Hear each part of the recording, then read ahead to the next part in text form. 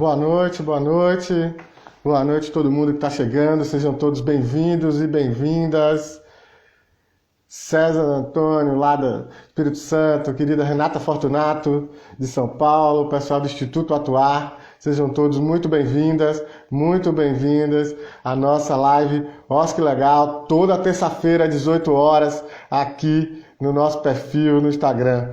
Então hoje a gente vai falar sobre a trajetória do Conselho de Fomento e Colaboração do Estado da Bahia, o Fonfoco Bahia, que é pioneiro, né, nas discussões do MIROSC, esse instrumento tão importante que o Marco Regulatório das Organizações da Sociedade Civil criou, né, esse espaço de interlocução, esse espaço de diálogo entre poder público e organizações da sociedade civil, e a gente vai falar do MIROSC, da experiência, da trajetória do Fonfoco, né, do Conselho de Fomento e Colaboração do Estado da Bahia. Aproveito e cumprimento desde já o pessoal que está chegando aí, mas especialmente os conselheiros e conselheiras do Confoco. Tiago Leonardo, Bárbara, a própria Eliana, que está chegando daqui a pouco, Rosa Marinho, então todo mundo, né, os conselheiros e conselheiras, a Candice Araújo, Nelson, Fátima Rocha, todo o pessoal que faz parte do Conselho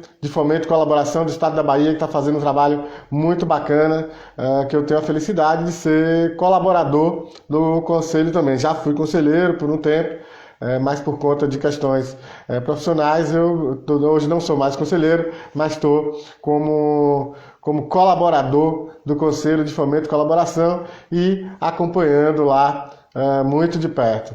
Então, vamos ver, a Eliana já avisou aqui que está entrando, então já a Eliana Hollenberg estará aqui com a gente, a nossa convidada, que é a presidente do Conselho de Fomento e Colaboração do Estado da Bahia, e está lá desde a sua implementação, desde o decreto, né, do GT, que discutiu a regulamentação do MIROSC no Estado da Bahia, que criou o Confoco na Bahia.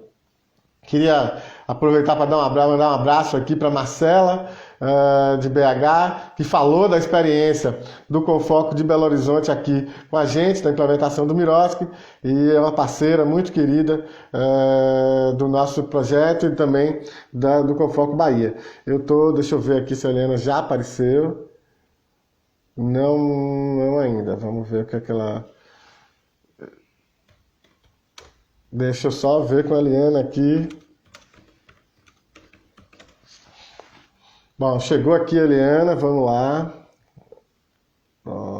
Eliana Hollenberg já chegando aqui, já encaminhei o convite, agora é só ela aceitar para a gente poder conversar direitinho. E lembrando para vocês que semana que vem, aqui na Live Oscar Legal, a gente vai estar com a Renata Fortunato, vamos estar falando de compliance nas entidades sociais. E aqui chegando, Eliana Hollenberg, seja muito bem-vinda. Olá, Lucas. Odoiá, grande homenagem hoje que fizeram a tantos mortos na homenagem prestada ao Odoiá. Estamos aí. Muito bom, Helena, ter você aqui. Já há algum tempo que a gente está devendo aí essa sua vinda numa live para a gente conversar um pouco sobre a sua experiência, sua vasta experiência, né, atuando com os movimentos, e especialmente trazendo aqui essa experiência mais recente aí na sua vida, que é o Confoco. Queria, então, como é de costume aqui no nosso programa, que você então se apresentasse aí um pouco para a nossa audiência, falasse um pouco da sua experiência, da sua trajetória, enfim, destacasse os pontos que você acha importantes. Então, salve, salve, Odoiá, como diria aqui a nossa amiga Bárbara, conselheira do Confoco também. Então, a bola é contigo, Eliana, se apresenta então aí para a nossa audiência. Isso aí, também já saudei, muito importante. Obrigada, Lucas. É muito bom estar com você aqui. Afinal, a gente até que se encontra bastante, né, na plataforma e no Confoco. E é muito bom a gente poder dividir com outras pessoas essas reflexões. Bom, eu sou Eliana Hollenberg, nasci em Jundiaí, interior de São Paulo. vou tentar rapidamente pegar minha trajetória, porque você sabe que eu tenho muitos anos de vida, né? Não quero incumpridar muito, mas eu vou pegar o mais importante. De Jundiaí, com 17 anos, fui para São Paulo para fazer a PUC, né? Me formei em Ciências Sociais, e aí eu me apresentei ao Centro Regional de Pesquisas Educacionais. Com ele eu fui selecionada para trabalhar em Sergipe, na assessoria à Secretaria de Comunicação, a constituir um setor de planejamento, mas foi também um momento bastante turbulento, minha militância, a perseguição política. Acabei tendo que sair de Sergipe, fui para São Paulo, onde cheguei naquele momento, morte de Marighella, muita resistência que estava havendo, mas uma perseguição enorme, e eu fui presa, passei quase 2 anos como presa política em São Paulo, e eu tinha uma criança pequena de meses, então quando eu saí, eu fui para a França, onde ela estava com meu marido, para poder reencontrar depois desse tempo todo. E na França eu tive possibilidade de seguir meus cursos, planificação econômica, fiz curso na França, na Bélgica, e tive alguns trabalhos muito interessantes, sobretudo com a Unesco, que preparei um encontro de jovens sobre educação, ciência e cultura em Chiclayo, Peru. Tive a oportunidade de trabalhar também no Serviço Civil Internacional, no setor francês, mas com relação com a Alemanha, a Bélgica, a Suíça, e foi um aprendizado enorme, porque eu fui responsável por migrantes e refugiados, né?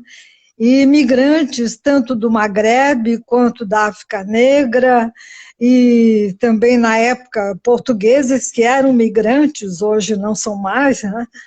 E também trabalhei com refugiados do Chile, da Argentina, do Brasil, e foi muito aprendizado, e ao mesmo tempo um trabalho militante com o Comitê Brasil Anistia, onde tínhamos muitos companheiros e companheiras lutando para que a gente conseguisse a anistia e conseguisse retornar.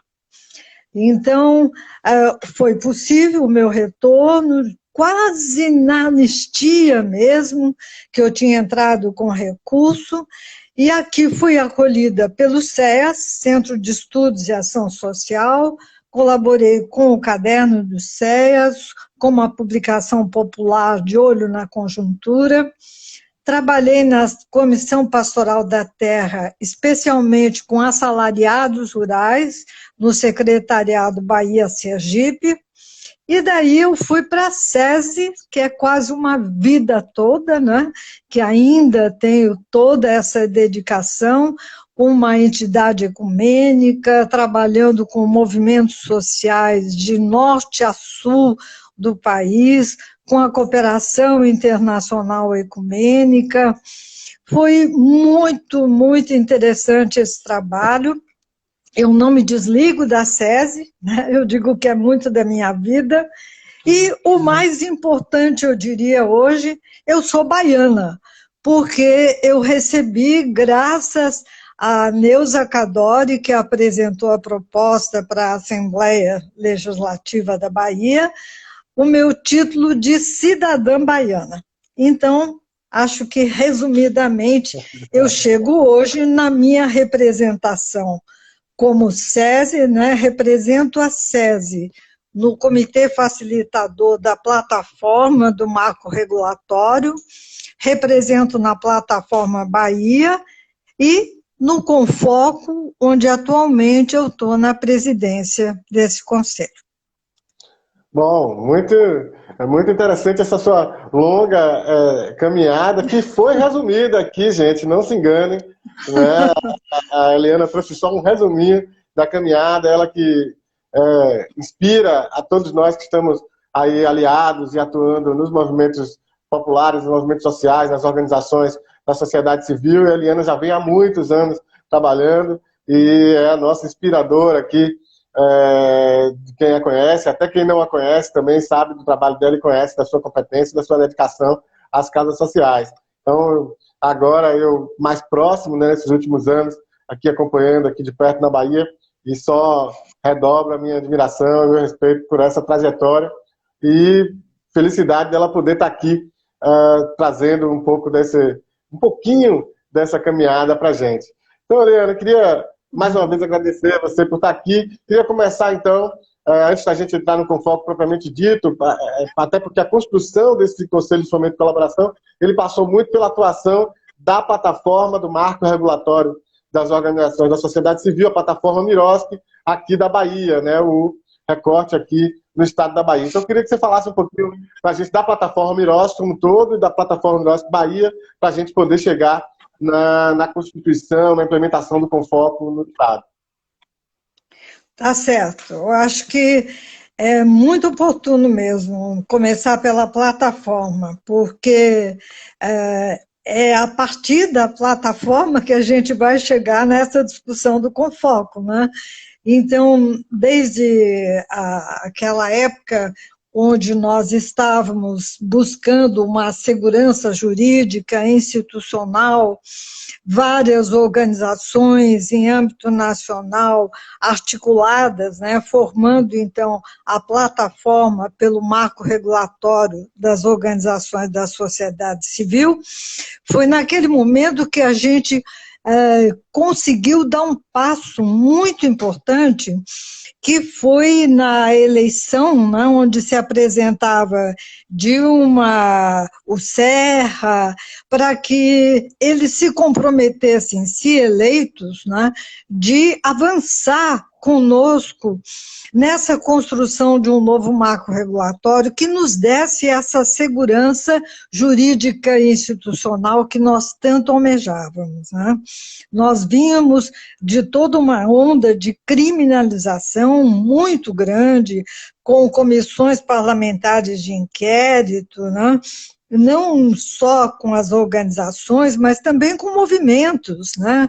O movimento do Sem Terra, né, sofreu também uma grande CPI, e a gente conseguiu, uma vez Dilma eleita, ela tinha assumido essa responsabilidade, e com a Secretaria-Geral da Presidência da República, na época com Gilberto Carvalho à frente, né, tivemos a formação de um grupo de trabalho paritário, governo, sociedade civil, com organizações que vinham dessa plataforma, de diferentes matizes, e nós trabalhamos, então, nessa construção que acabou saindo não só pelo Executivo, mas indo para o Congresso, chegando na Lei 13.019 e depois no projeto de conversão em 2015, com várias emendas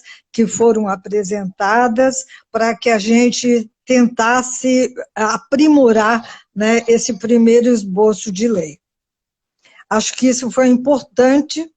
Naquele momento, inclusive, nós tentávamos, né, efetivar um Confoco, né, nacional, mas não tivemos o tempo necessário e, principalmente, as condições, porque, como você sabe, tivemos o golpe, a deposição de Dilma, né, e então todo o nosso trabalho conjunto, né, com o governo federal ficou bastante afetado.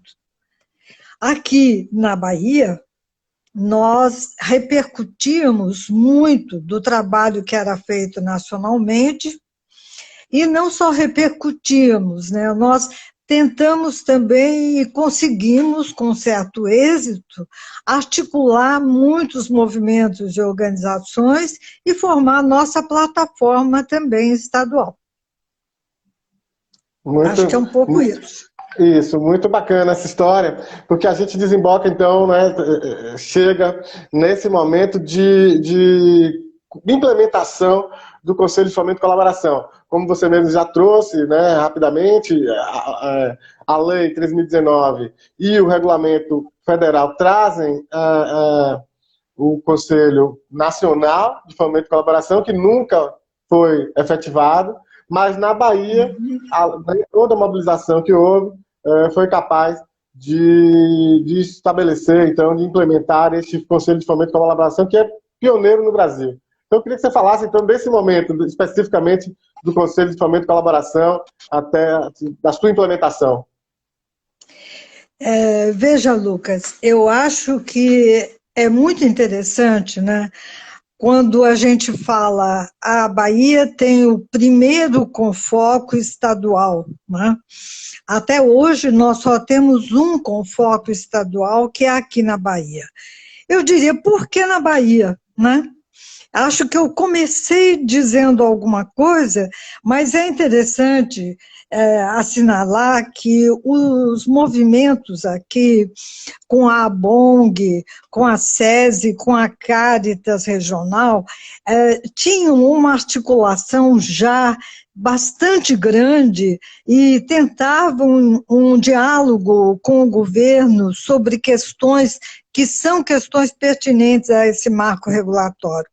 Aqui na Bahia, nós mobilizamos também deputados e deputadas, tanto estaduais quanto federais, tínhamos relação com algumas secretarias de governo, nós organizamos audiência pública para discutir o marco regulatório, então tudo isso permitiu que nós chegássemos naquele momento crucial, né?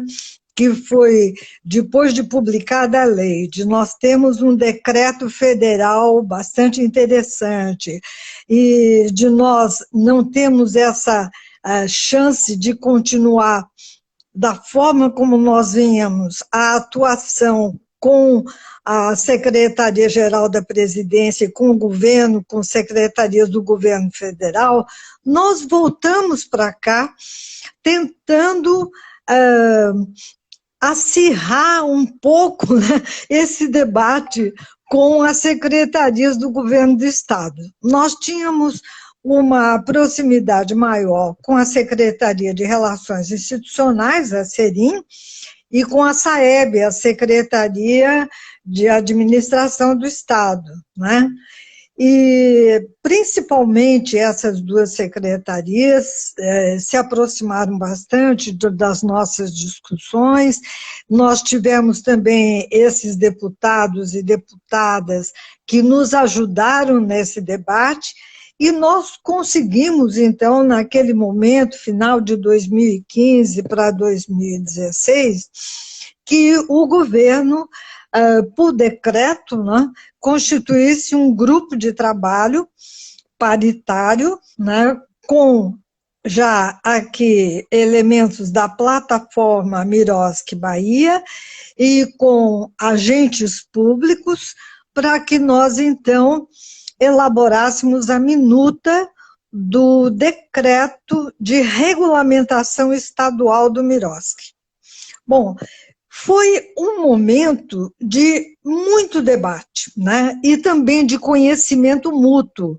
Tanto o governo não conhecia suficiente a sociedade civil, como nós da sociedade civil não conhecíamos tão de perto o governo. E fomos trabalhando juntos, e nessa discussão do que nós chamávamos de pontos cruciais da relação, vimos que o Confoco, né, que já era previsto na lei, era previsto no decreto federal, que o Confoco era um instrumento fundamental e que nós deveríamos não só constituir esse Confoco, mas ele deveria estar inserido no decreto, porque ele estando inserido no decreto, ele não ficaria tão vulnerável, né?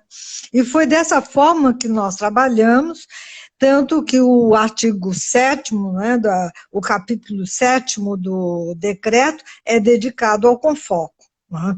E a gente tinha clareza de que esse conselho, embora ele não fosse deliberativo, mas um conselho que atuaria como uma instância consultiva e propositiva na formulação, na implementação, acompanhamento, monitoramento, avaliação de políticas públicas de parceria, de mútua cooperação, ele iria desempenhar um papel muito importante para garantir que realmente o Miroski não ficasse no papel, né? E então, foi dessa forma que nós chegamos a formar esse conselho. Se eu estiver falando muito, você me para, viu? Porque eu estou querendo ainda me parar, não tem problema. É que eu ia dizer o seguinte, que uma dificuldade que a gente enfrentou é porque nós não tínhamos um Confoco nacional, né, que pudesse ser um referencial para nós constituirmos o Confoco daqui da Bahia. Mas, ao mesmo tempo, como alguns de nós tínhamos participado mais de perto daquele grupo de trabalho e também sempre consideramos a regulamentação, o decreto de regulamentação federal, nós tínhamos algumas linhas orientadoras, né, alguns caminhos que nós estávamos traçando para efetivar o Confoco Nacional. Então, isso aí foi muito importante para que a gente refletisse o tipo de composição que deveria ter o Confoco, o processo de composição, como seria, né, a relação sociedade civil e governo. Eu acho que isso foi realmente muito importante. Muito interessante. Você trouxe um histórico muito consistente, né, para quem quer entender um pouco mais disso. Acho que tem um clamor, até, às vezes, em determinadas discussões em alguns espaços, sobre a implementação dos conselhos, né, nas cidades, em outros estados, enfim, e você traz um relato muito interessante para inspirar, acho que, outras experiências que estejam, eventualmente, se programando ou se articulando para criar conselhos de fomento e colaboração pelo Brasil. Eu queria que você falasse um pouco da composição, né, desse primeiro momento do Conselho, como é que se chegou a esse formato, e falar do formato, né, de como foi pensado, de como é que se chegou a isso, da própria relação com o poder público, né, você relatou muito a atuação e a mobilização da sociedade civil para isso, mas, de outro lado, você tem um parceiro e uma interlocução com os atores governamentais, você cita isso também, de que se aprofundasse um pouquinho mais nesse contexto do que se chama muitas vezes de vontade política de fazer acontecer, mas que foi esse momento aí, esse contexto, esse momento oportuno em que essa atuação se deu e como é que isso aconteceu, para a gente aprofundar um pouquinho mais. Isso mesmo, veja só, a relação, né, com os agentes públicos e com a plataforma sempre foi uma relação muito próxima, né? E a nossa discussão sobre o Confoco conjunta foi bastante aprofundada, idas e voltas, né, de como deveria ser. Então, por exemplo, do ponto de vista dos agentes públicos, nós vimos que tinham que estar secretarias sistêmicas e secretarias estratégicas, secretarias essas, então, que implementavam políticas públicas por meio de parceria com as organizações da sociedade civil. Né? Vou dar um exemplo, né? Seria a CEPROME, a Secretaria de Promoção da Igualdade, né? A Secretaria da Mulher e outras secretarias nesse sentido. Com a sociedade civil, nós nos espelhamos também naquilo que já estávamos discutindo nacionalmente, de que nós não deveríamos limitar as inscrições, né, de quem quisesse compor o Confoco a organizações. Nós deveríamos admitir também fóruns redes, né, articulações. A questão do CNPJ, a gente tratou de uma forma bem interessante. Nós não exigiríamos, né, é impossível exigir um CNPJ de um fórum, mas nós tínhamos condições de verificar a atuação desse fórum nos últimos 5 anos, as publicações que eles tinham, materiais, né, documentos de trabalho. Então, esse material todo, né, era mandado para a Serim, para uma análise. E muito interessante também que nós achávamos que no primeiro momento não haveria uma eleição, né? A Serim poderia indicar os componentes do Confoco. Mas nós chegamos à conclusão de que o processo, mesmo não sendo eleitoral, ele deveria ser democrático. Né? Nós estávamos ligados à Serim, né, como o nosso esteio, a nossa secretaria executiva, e nós convocamos um grande encontro, não só com organizações, fóruns e redes que haviam se inscrito para compor o Confoco, mas nós pensamos em segmentos que assegurassem uma diversidade, e uma diversidade principalmente voltada para as populações mais vulneráveis. Então, nós chamamos segmentos para participarem desse evento. Então, cada segmento se reunia e indicava uma pessoa titular e uma suplente para comporem o Confoco. A gente até recebeu algumas críticas de companheiros e companheiras de outros lugares que diziam: vocês são loucos de ter 20 conselheiros e conselheiras, né? Mas, na realidade, nós queríamos mesmo dar chance de termos titulares e suplentes. E foi muito interessante, se deu a eleição, a escolha, né? Então, os segmentos: pessoa com deficiência, ação social, socioambiental e comunidades e povos tradicionais, criança e adolescente, juventudes, modelos alternativos de desenvolvimento no campo e na cidade, defesa de direitos, mulheres, LGBT, combate ao racismo e promoção da igualdade. Então, esses segmentos foram consenso, né, entre sociedade civil e Estado, seriam esses que comporiam o Confoco. Então, foi assim formada, então, a primeira lista, né, de conselheiros e conselheiras do Conselho. Já no segundo mandato, houve eleição, né? Muito bacana. Muito bacana. E a Lígia Lopes, a quem já aproveito para cumprimentar aqui, ela traz a questão da representatividade como um elemento fundamental. E também chegou uma pergunta sobre as caravanas Miros, que eu não vi quem foi que mandou, desculpa, perdi aqui. A gente vai falar disso já, mas eu queria aproveitar para dizer, Eliana, para a gente respirar um tiquinho e aproveitar para cumprimentar aí o pessoal que está chegando. Sejam todos muito bem-vindas, muito bem-vindas.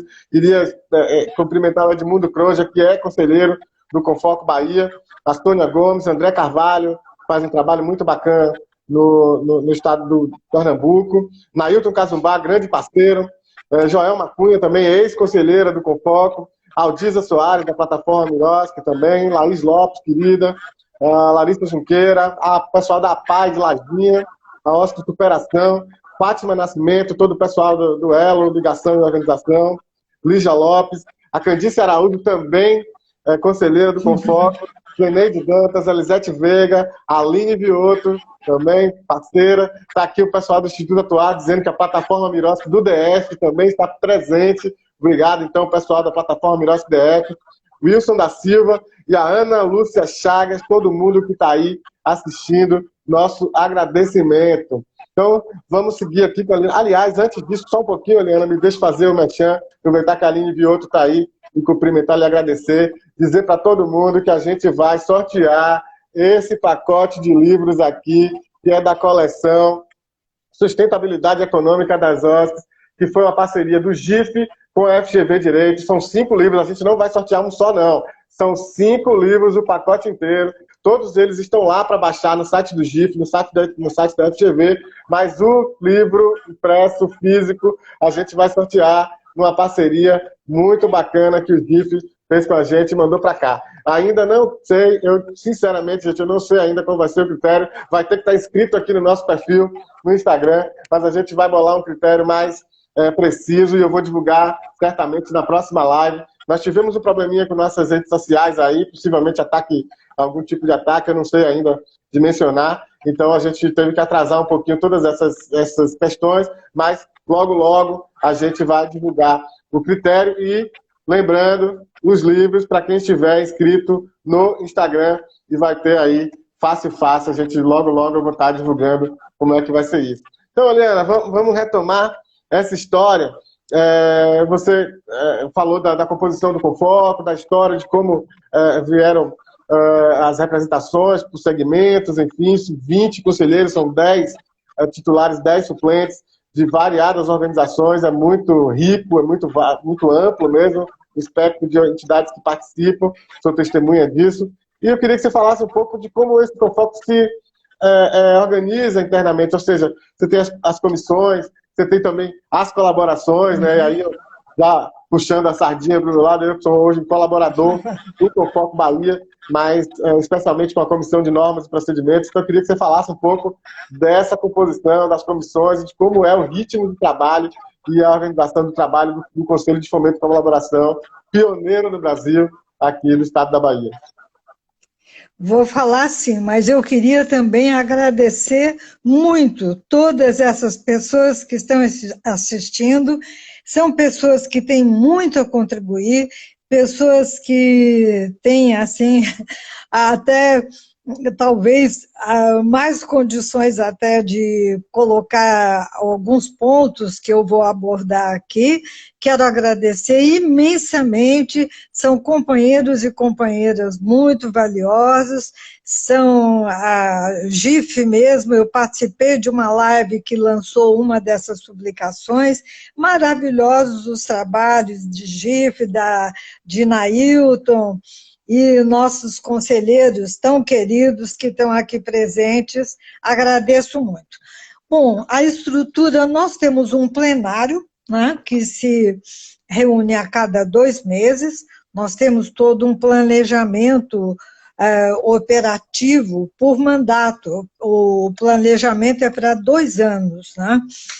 E esse planejamento ele é construído também pelas comissões, porque nós temos 4 comissões técnicas, como você já disse, a de normas e procedimentos, a comissão de acompanhamento, monitoramento e avaliação, a de formação e capacitação, e a outra de comunicação e informação.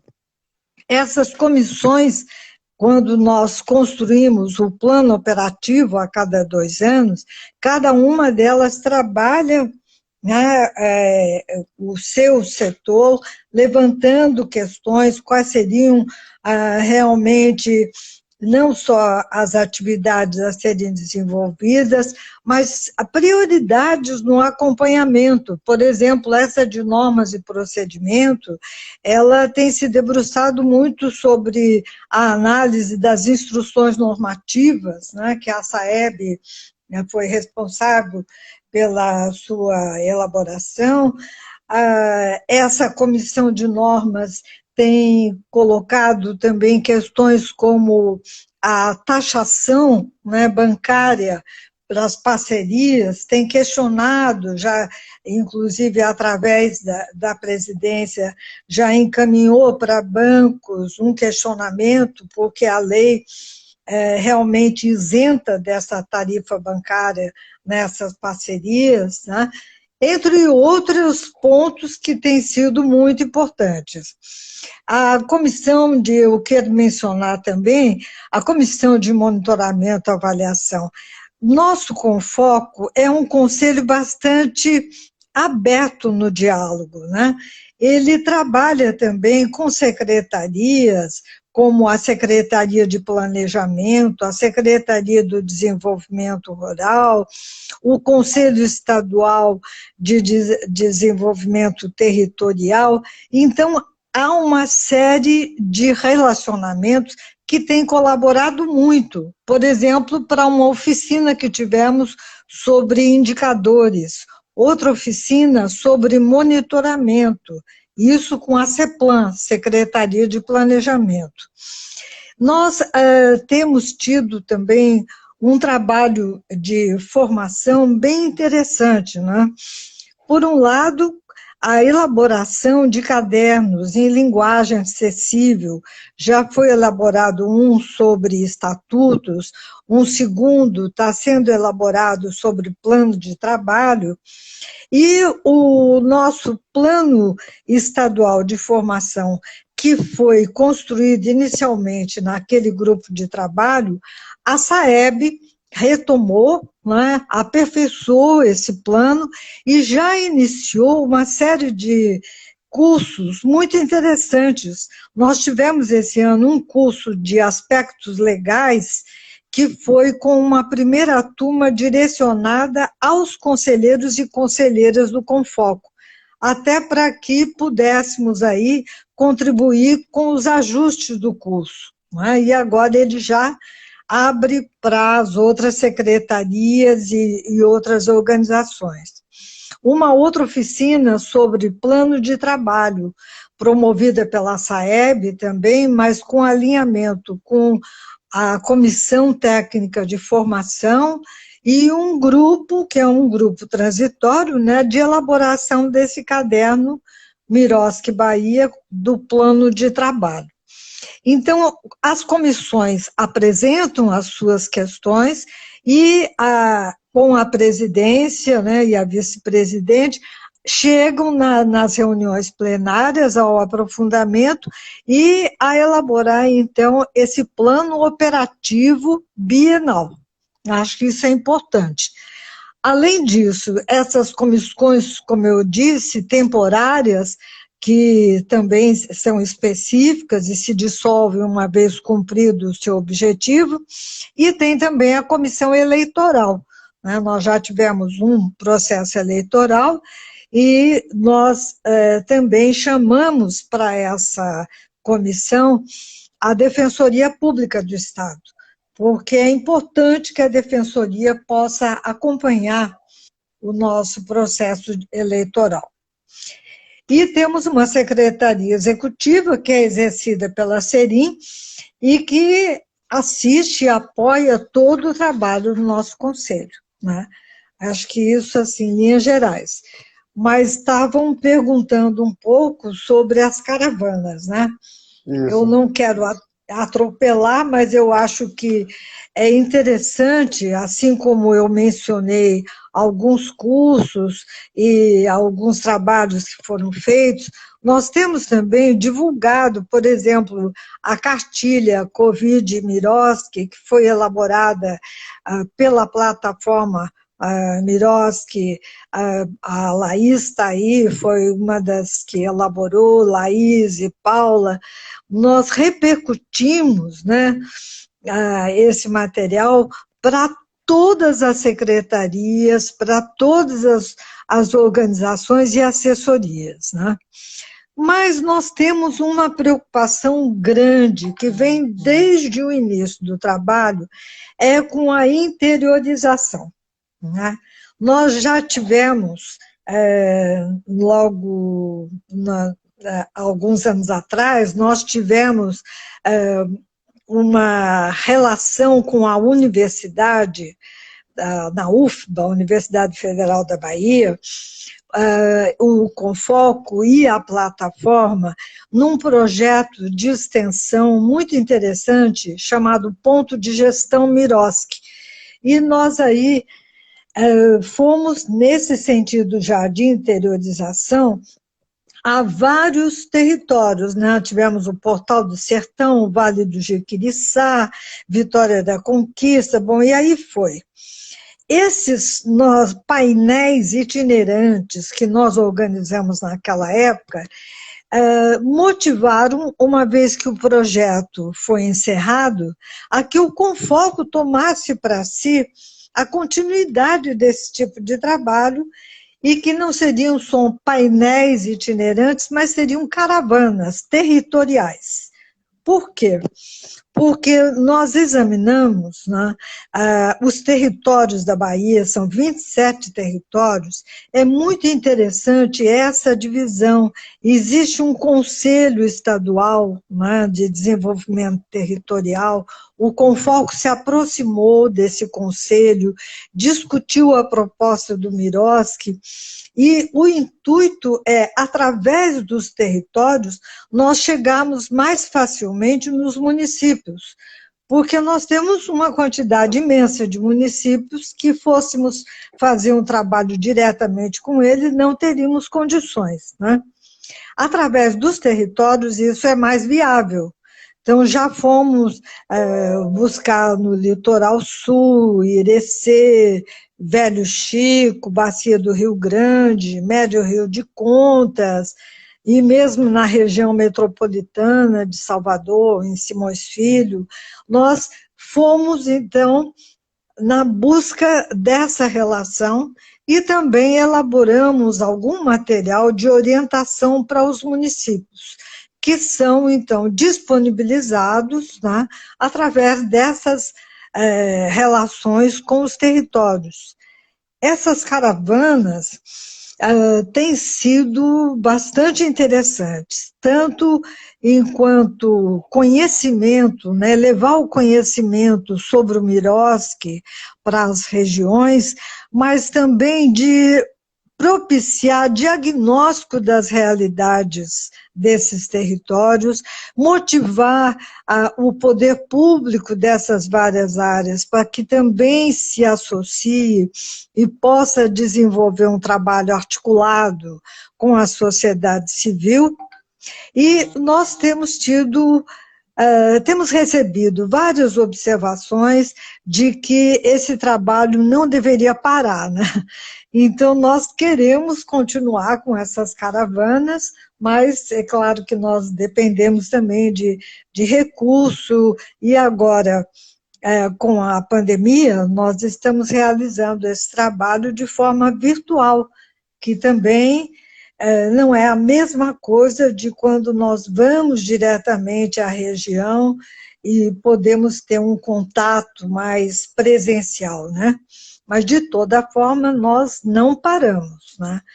E temos contado até com algum projetinho, né, da SESI, alguma ajuda, além de um projeto que hoje nós temos de fortalecimento da plataforma e de apoio à interiorização, mas isso no global, que é um projeto apoiado pela União Europeia. Mas aqui na Bahia nós temos procurado também outras fontes para que a gente possa ir implementando essa nossa proposta.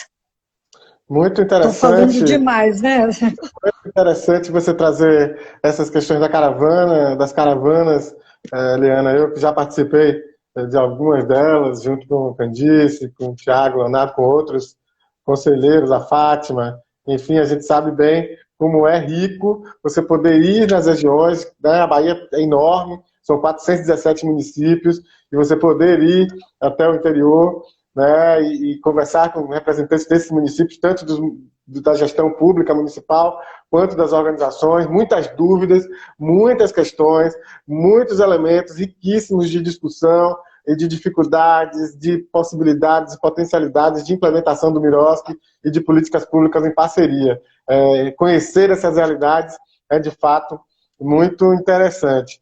Eu queria, de novo, Eliana, desculpa, eu vou parar de novo, porque está chegando aqui pelas redes perguntas sobre os livros. Gente, ó, Então, eu vou, logo, logo, eu vou divulgar os critérios para o sorteio, mas o primeiro critério é estar inscrito aqui, está seguindo aqui o perfil do Nossa, que Legal no Instagram, tá? Vai ser pelo Instagram, não vai ser pelo nosso WhatsApp, não vai ser pelo nosso Twitter, não vai ser pelo nosso canal no YouTube, nem na página do Facebook, vai ser aqui pelo Instagram, tá bom? E os livros são 5, eu vou falar os títulos de cada um deles rapidinho.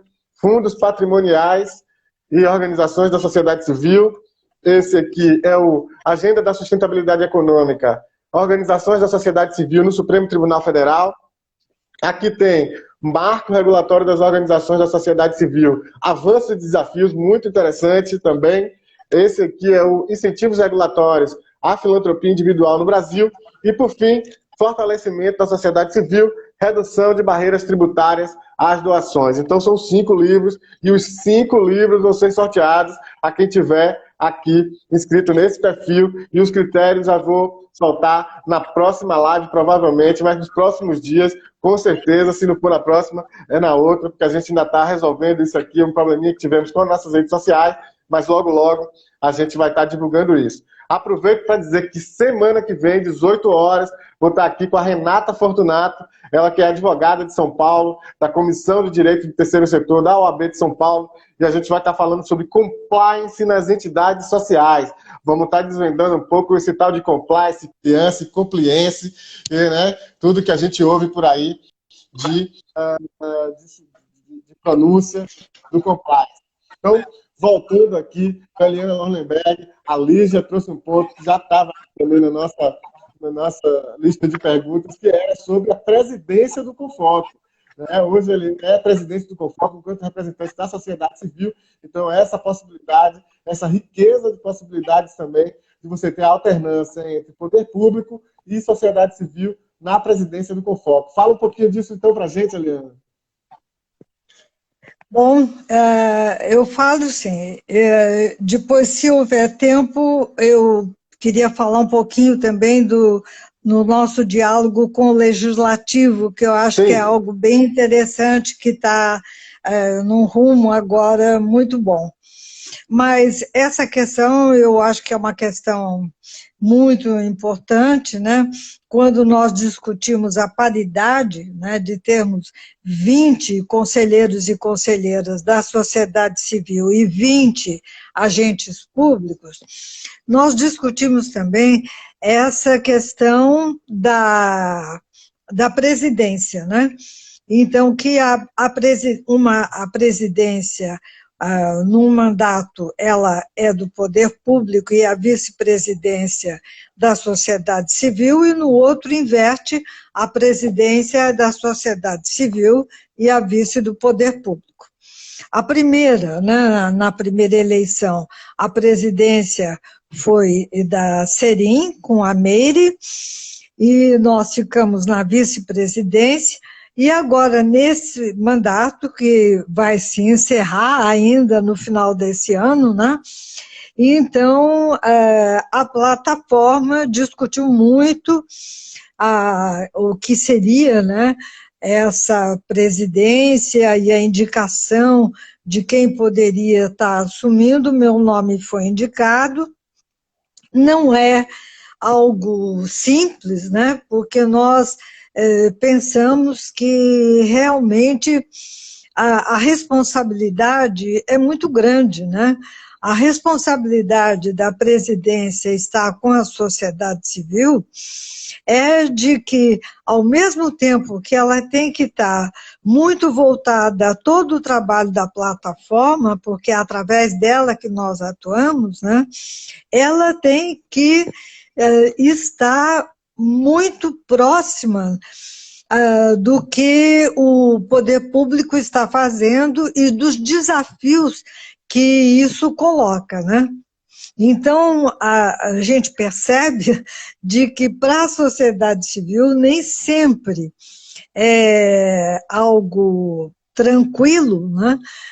De nós podermos estar questionando diretamente uma secretaria pelo edital absolutamente extenso e com uma série de problemas, ou outra questão que vem sendo colocada diretamente, nós temos que fazer a diferenciação entre o que a plataforma está colocando enquanto plataforma e aprofundamento como sociedade civil, para que ela faça chegar ao Confoco, e não só a presidência que hoje representa a sociedade civil, mas que chegue ao Confoco como um todo, né? Então, outro exemplo é nas eleições, né? Então, a plataforma pode fazer um questionamento ou colocar questões, colocar orientações para as novas gestões eleitas, mas se isso é feito em conjunto com o Confoco, tem que se levar em conta também quais são as orientações e quais são, em determinados momentos, limitações do Poder Executivo de participar de uma atividade como essa, né? Então, é um aprendizado, eu diria, muito grande, né?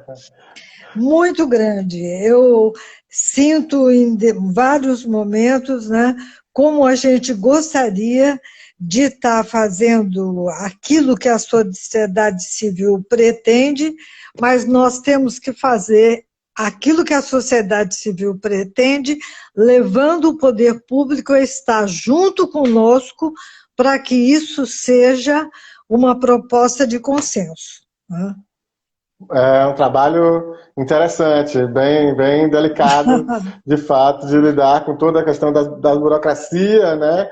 Do ritmo, do tempo, da institucionalidade do Estado, né? Do Estado da Bahia, do tamanho que é o Estado da Bahia, com as demandas efervescentes e muito rápidas e muito interessantes, né? Pujantes da sociedade civil. É, de fato, um equilíbrio importante de se ter. Então, vamos trazer de volta, Eliana, essas discussões. Você trouxe a experiência das caravanas, enfim, mas o Confoco fez algumas coisas. Vamos fazer uma espécie de balanço, então, desses 3 anos, né, de conselho, e esse é né, entrando para o 4º ano, né, já.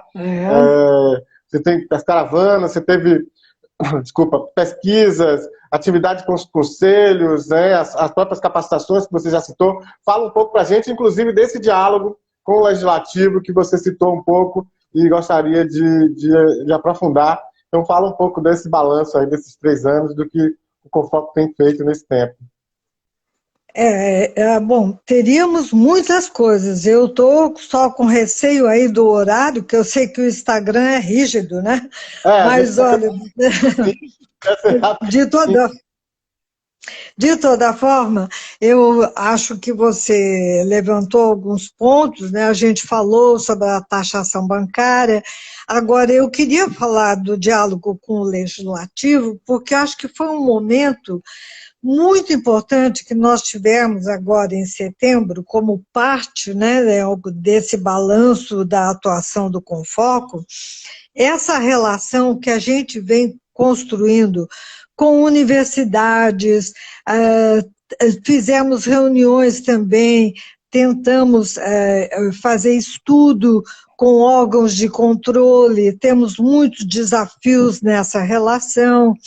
Nos aproximamos dos conselhos territoriais, nós tivemos também todo um trabalho, né, que já vinha da plataforma, um trabalho com novas pessoas formadas, um trabalho como chama? De formação de monitores, né? Acho que é uma coisa importante que a gente traz da plataforma, não é um trabalho que o Confoco fez em si, mas que ele foi fortalecido com isso. Agora, com o Legislativo, a gente nunca se descuidou, mas nesse último ano, em 2020, nós procuramos ter um diálogo abordando o que estava sendo feito no Estado, o que estava sendo feito em âmbito nacional, né, com Afonso Florencio e Lídice da Mata, que atuam em âmbito nacional, com a deputada Neuza Cadori e o deputado Marcelino Galo, que estão em âmbito estadual, para que nós pudéssemos realmente verificar quais eram as nossas possibilidades de trabalho conjunto, em que é que eles poderiam colaborar conosco, e nós também, no trabalho que eles desenvolvem, por exemplo, em âmbito nacional, com a frente parlamentar, repercutindo aqui na Bahia discussões como do projeto de lei 4113, apresentado pela frente parlamentar, pelo deputado Afonso Florencio. Então, esse ciclo de diálogos que foi iniciado com o Legislativo, ele nos trouxe vários elementos, né? Um deles, que nós, inclusive, não pensávamos que viria no diálogo, foi do reforço às caravanas, né? E isso foi colocado, né, com insistência, principalmente pela deputada Neuza Cadori, de como isso ajudava, né, os movimentos e como isso favorecia a implementação do marco regulatório, né?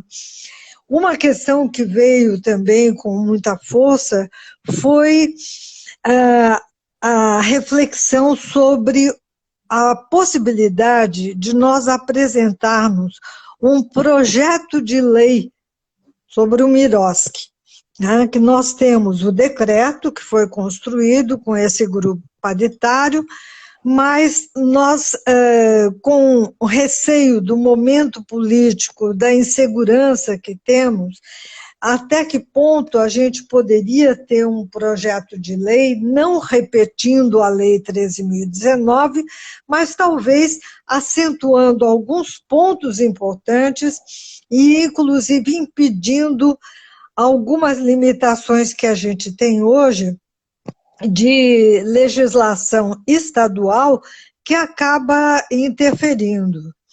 E também de nós conseguirmos que haja uma compreensão de que a exigência da utilidade pública estadual poderia ser realmente extinta, né, em relação às parcerias que atuam com o termo de fomento e colaboração do Miroski.